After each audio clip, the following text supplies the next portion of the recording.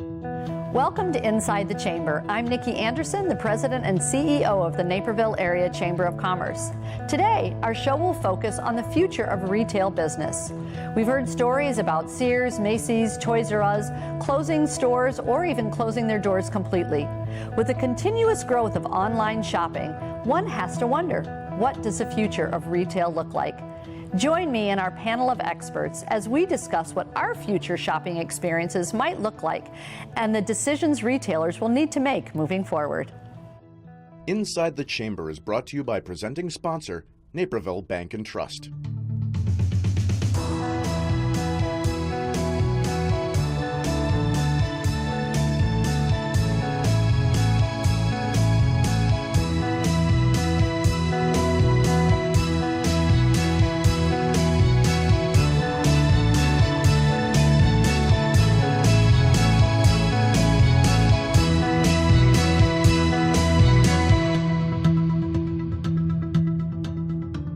Thank you all so much for being here. This is a topic, the future of retail is very important to me because I have family members that are in retail. So I want to first talk about technology and e-commerce. You know, we kind of blame them for, the demise of the world of retail and commercial, retail. What are your thoughts on that?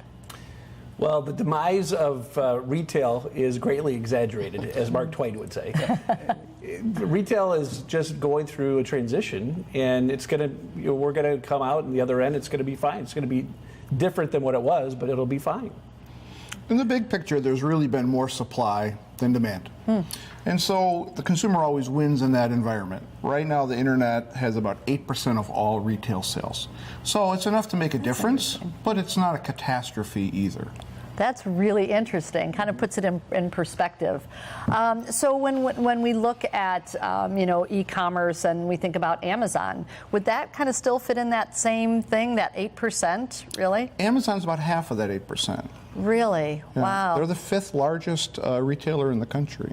Okay, so we see them like moving into some brick and mortars though, which is kind of interesting. I think there's always going to be a demand, right? Face-to-face kind of interaction. I know for me, and maybe it's just generational. Do you think it's generational, the shopping? No. No? I don't think so. I think the generational aspect of it, maybe we want something on quicker delivered to our house, but social, everybody's social, don't you think? Yeah, I think so. I think the winners in retail are the customer-centric organizations, those that understand that somebody wants to look online, wants to visit a store, wants to get it shipped at home, wants to be able to return it to a retailer. The ones that are really focused on delivering the right experience that's most convenient to the customer, they're the ones that are winning. And without naming names, the retailers that aren't making it are ones that, like the dinosaurs, didn't evolve and aren't here, or in the process of not being here. And that's the innovative part of it. And the term they're using is omnichannel. So the idea that everybody wants to shop solely on their iPhone is just not true. People still want the face-to-face. You shop online, there's about 40% that are returned. But you look at somebody like very progressive, a Lululemon, and they are adopting all the different channels and all the different mediums for their sales, and it's making them very successful. If you insist on doing things the old way, and you just simply keep with a new iteration of the old way, you're probably going to be gone. I think of Blockbuster, right? There you go. Right? And I was going there every Friday night with my family, and I actually think I heard someone tried to buy them, and they said no. And it was like a Netflix or something like that. So I think to your point, and probably with business in general, it's like making sure that you're keeping up. But do you think technology actually helps brick and mortars too in their own way? Well, I think it makes it easier for them to engage with the consumer. And that's one of the key things. It's not just how does that product get delivered, but it's also a methodology of hearing what the customer is saying and responding to it.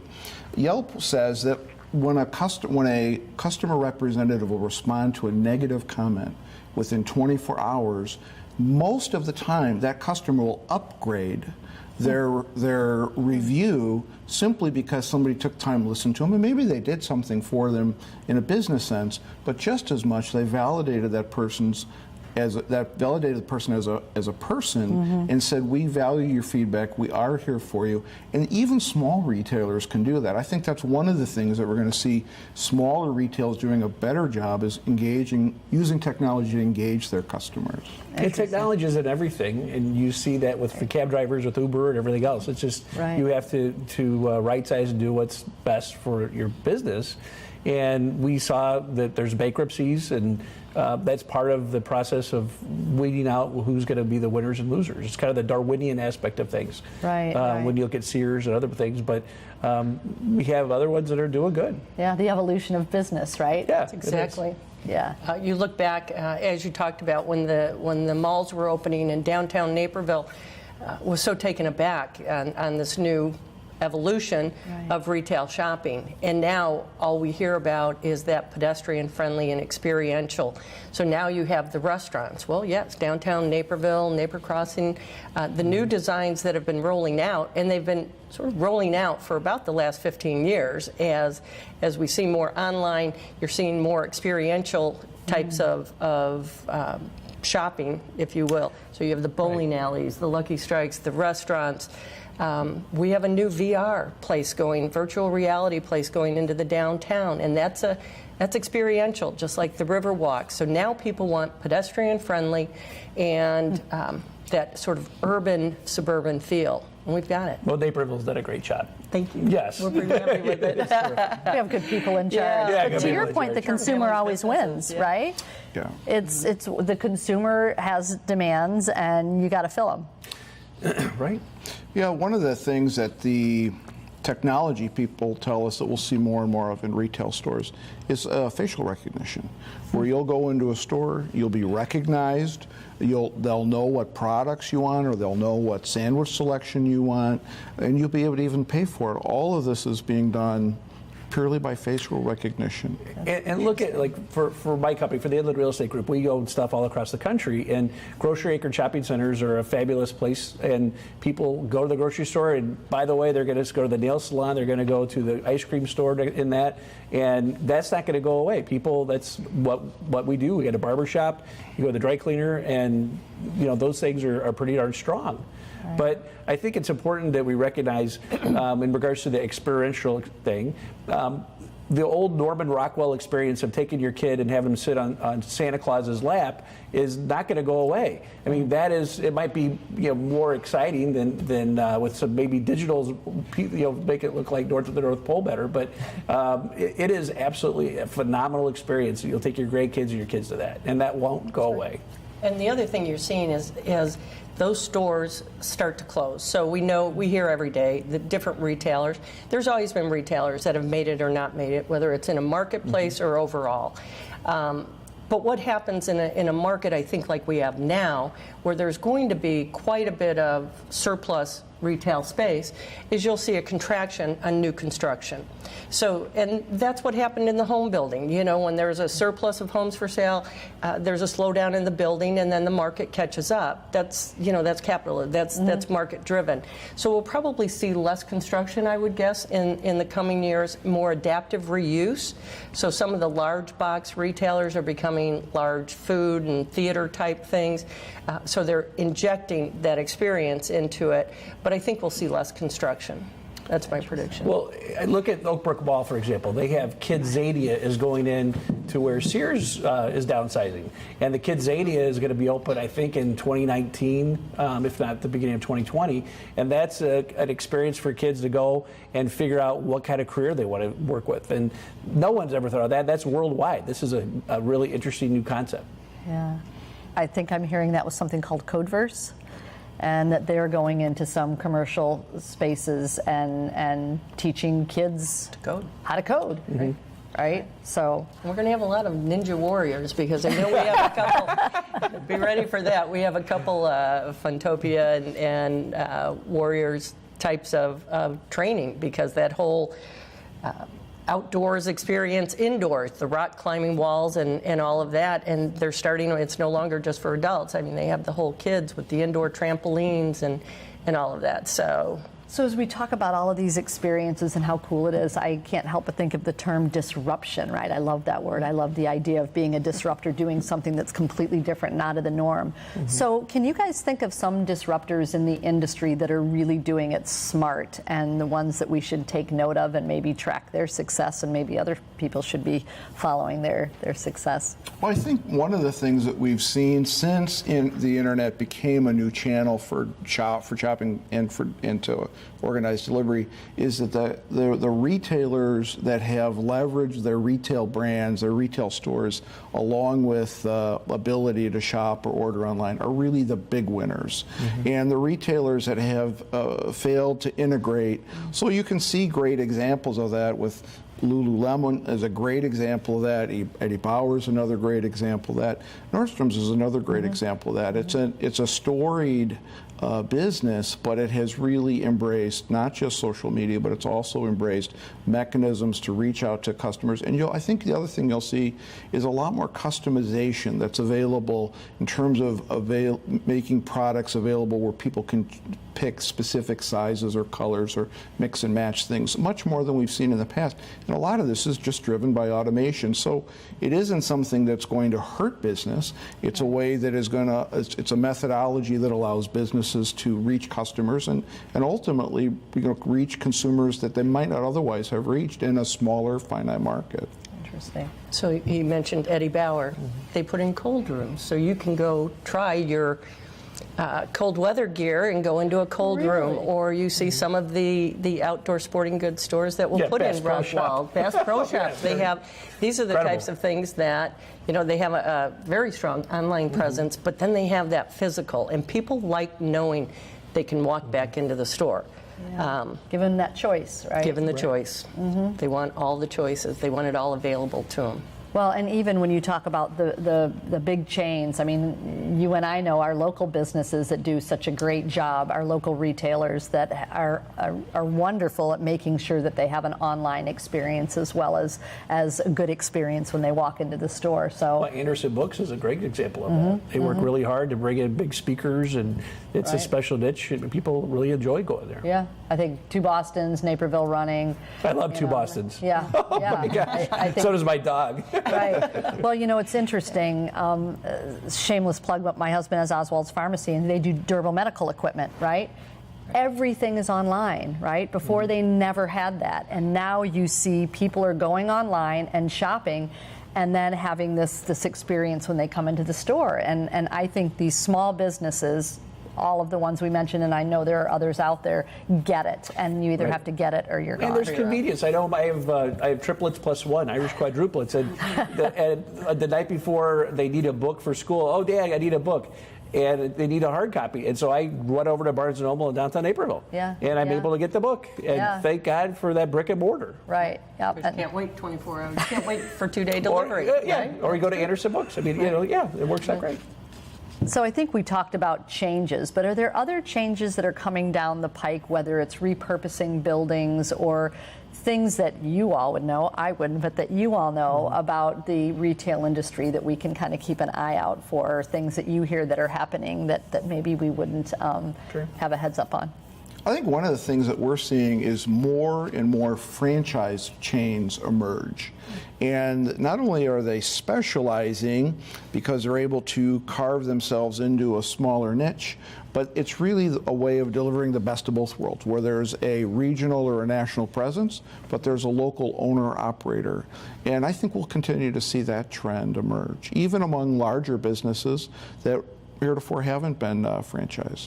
And do you think that those franchises make it more appealing maybe for somebody who's always want to open their own store, but now they have this opportunity and the franchises make it a little easier? Would that be fair to say? Sure. I think that all of us have a business inside trying to get out at some level or another, and franchising provides sort of the best of both worlds, where somebody can own and operate the business and have that freedom and that autonomy, but they also are part of a larger group where they have the ability to check with somebody to see how are they doing compared to a successful norm. Interesting. Well, I'm going to be right back with you and to continue this conversation. We'll be right back.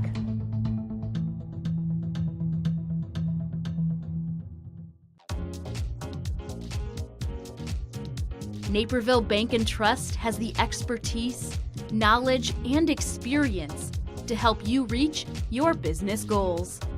We would prefer to work with somebody like Naperville Bank and Trust. They're engaged in the community, they're able to help meet our financial needs, they understand us as a business.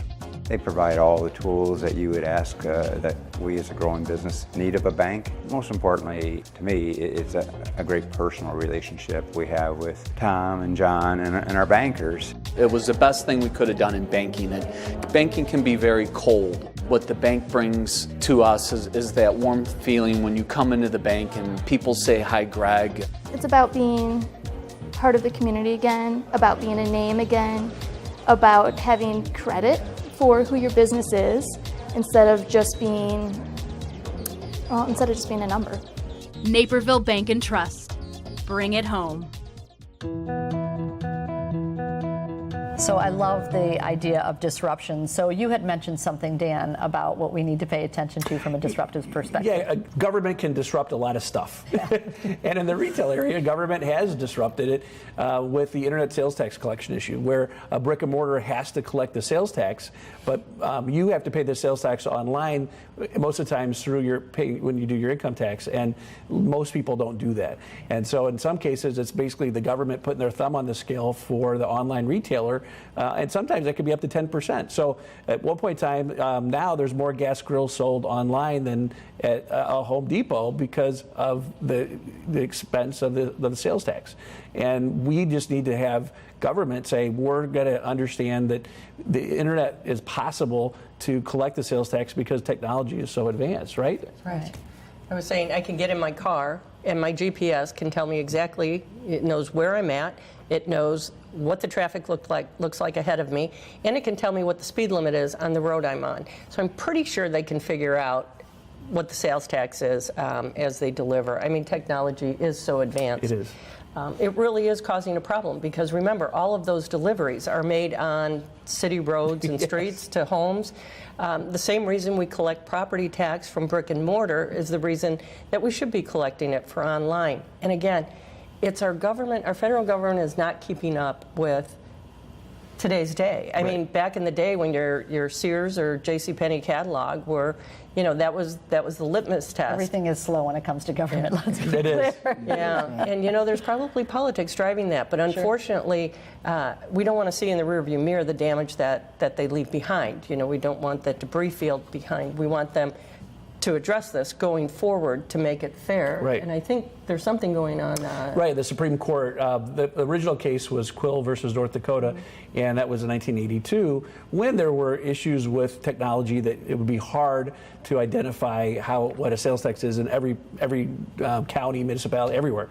But that's changed, and we have currently the Supreme Court is taken into another case that will possibly overturn the original one from 1982. And if that happens, then you'll see that wherever you go online, you'll have to purchase something and collect the sales tax right there. So it'll be a lot easier for people.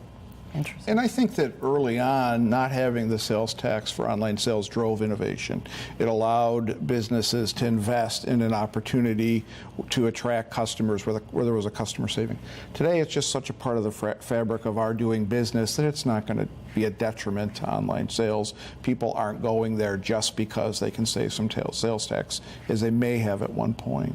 Interesting. And I think they're also talking about more of those innovative companies, the mom and pops, that maybe if your gross revenue is over $1 million, or under, you don't have to collect the sales tax. I mean, so there could be things like that that could help the idea of the embryonic, nascent organization to be able to grow. So that's the other thing too. Yeah, interesting.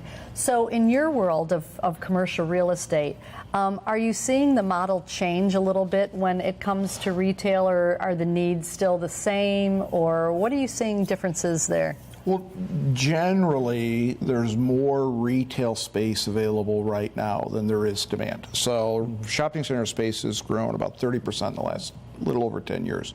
And so that retail space is developed without having specific demand. It's not pre-sold.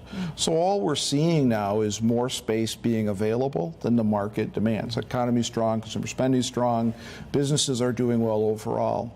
So as we're seeing that retail space being repurposed, it isn't a reflection on the economy doing poorly or even retail doing poorly. It's just, as we were saying earlier, just that natural evolution of the consumers voting with their dollars and saying, these are the winners, these aren't the winners.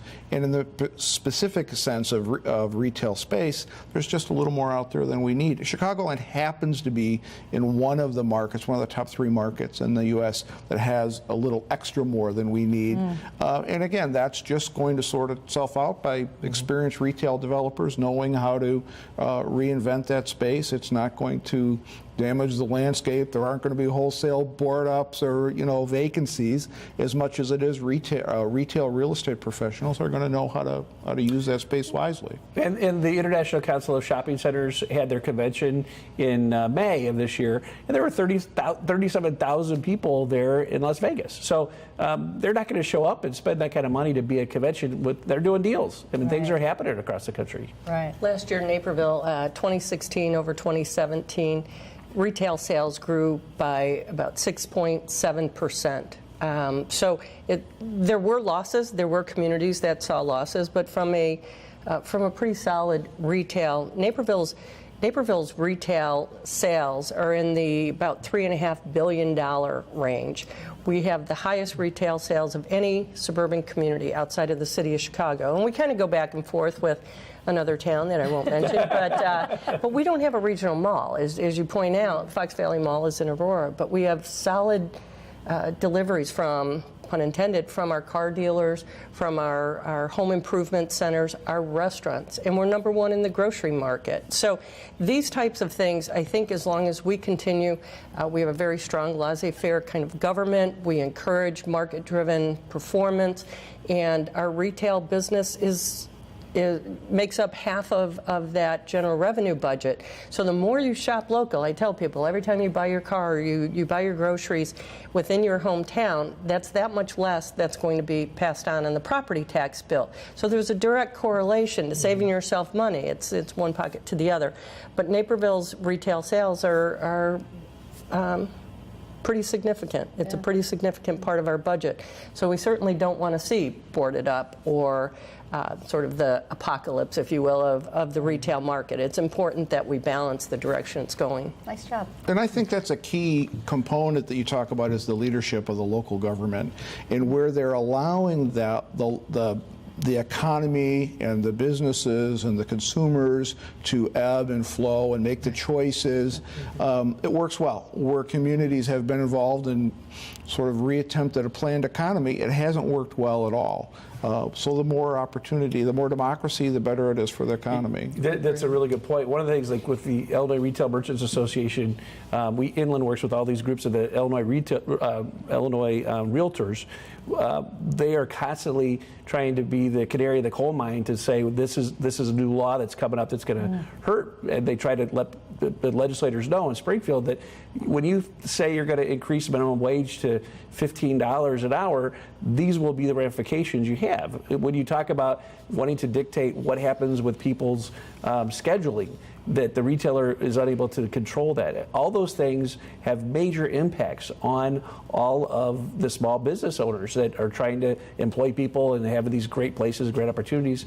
And if government keeps getting involved in how the capital market should work, that really is bad. And you have to have limitations, granted, but the more you put the thumb of government on stuff, the harder it is. Yep. And I think that applies as well to local zoning regulation. Absolutely. And it obviously makes sense to group certain types of businesses together or in certain areas. But it's not uncommon for a zoning board to say, well, we already have 3 of those, or we already have 4 of those. And the response that we make in those situations are, well, the consumer always wins in the case of competition. And so the consumer ultimately is going to have more choices. And for a municipality to try to determine how much they need of a particular offering typically doesn't work well in the long run. And property taxes are a major deal. You look at, go to Cook County and you get on the border of Cook and DuPage, and for business, I mean, it's quite a bit more in Cook County than it is in the surrounding counties, and that's one of the benefits. How much does it cost to park in downtown Naperville? And how much does it cost to park in Chicago? Yeah. I mean that's a major deal. $40. All these aspects, well, and all of that revolves around our sustainability as a community. Yep. And you look at the percentage of residential to commercial, whether it's office, retail, or industrial. But if you're not at that, say 80-20, or in that area with some decent sales property tax generators, you're going to be out of whack, and you're going to have to keep raising those school taxes because they live on one tax, really, and that's property taxes. Right. So how we build out and maintaining our comprehensive plan to be that balance, I think, is important. While you're open to, it doesn't have to be all locals. We love the local proprietors, but we also love the national proprietors. And the blend of both is what I think makes us more sustainable than most communities. For a while, people started doing a theme in their downtown, and a railroad or types of sort of the tchotchke market, and it's not been as successful as a sustainable center for mercantile. And whether it's Ogden Avenue or downtown Naperville or South Naperville, you provide the types of retail that people want, and some is local and some is national, and it's that blend that makes it so solid. Well, I think it's interesting because it really all comes back to the start of our conversation, and that is if you're not keeping up with what the consumer wants, that's my takeaway today, consumer always wins. If you're not keeping up with what the consumer wants, because people will move on very, very quickly.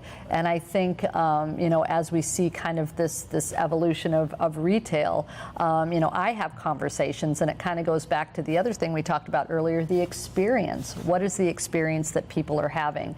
And I don't know if you can think of businesses specifically, or just what are they doing for these experiences? Is it just having this choice of online or face-to-face, or is it something specifically they're doing in their stores? I don't know. Well, I think it's both. I mean, Lululemon rolls back the racks and has a yoga class in the morning, and we mentioned Eddie Bauer, or we talked about Apple. That's an experience in of itself. I love going to the Apple store in town. Yeah. It's a great place to go. And the makeup. I mean, we do have a few makeup stores throughout the community, but typically women still want to see the product and try the product. And so it's sort of less under attack, if you will, by online. So each industry has their own experience. Right. And the other thing I want to highlight, so I have, as I said, triplets plus one, so Irish quadruplets. And I guarantee you as a parent, you're not just going to be sitting on your computer typing in stuff to buy stuff. Right. You're going to want to get out of the house. There is definitely, and millennials, I mean, everybody can say, oh, millennials are just going to sit and use the internet. No, they're eventually going to have kids, and they're going to want to get out and go to these kids' Zadias and go shop and buy, and that experience for kids, it's socialization. It's just the natural part of being human. It's not people would overanalyze it. And well, we could probably have this conversation for another hour. Ron, thank you so much. Dan, Christine, thank you guys so much. Thank you for joining us for Inside the Chamber. We hope that you found the information in today's program valuable. Please join us again for our monthly programs. In the meantime, remember, when you're looking to shop or dine, think Chamber and visit naperville.net to support the Chamber of Commerce and our business community. Inside the Chamber is brought to you by presenting sponsor, Naperville Bank and Trust.